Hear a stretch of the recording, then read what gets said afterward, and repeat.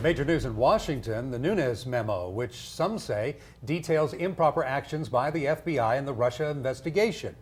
Some Republicans are calling on the classified document to be published. The president has read it, but the FBI says it has grave concerns about it. We have team coverage tonight on the controversial memo. That's the one that the president is considering releasing public. Chief political correspondent Scott Thuman explains what's pitting the FBI and Republicans against each other tonight. I did have the chance to read the memo. I've read the memos. I saw it. I haven't seen the memo. All of Washington, it seems, is talking about a reportedly 4-page classified memo that could shed light on the handling of the Russia investigation.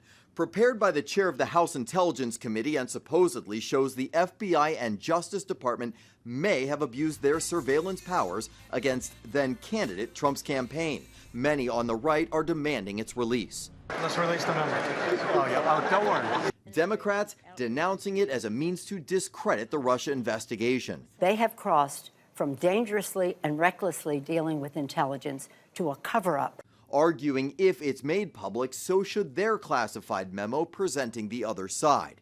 Glenn Ivey is a former federal prosecutor and was counsel for the Senate's Whitewater Committee. I've never seen that happen where, the majority tried to block a minority report from being issued at the same time. Regardless of what's revealed in the memo, some say politically it puts the FBI in a no-win situation. Maybe the Republicans have some points here that need to be brought to light.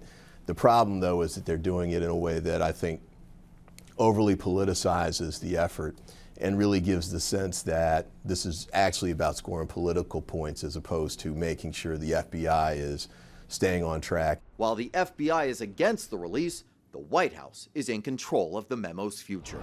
Here at the White House, they believe it will show bias by the FBI, but plenty of reaction elsewhere around Washington, and for that, we turn to Christine Frizzell on Capitol Hill.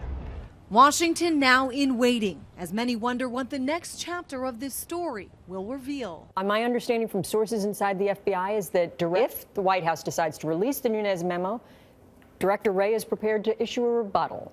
A potential FBI rebuttal following a statement citing, quote, grave concerns about material omissions of fact that fundamentally impact the memo's accuracy.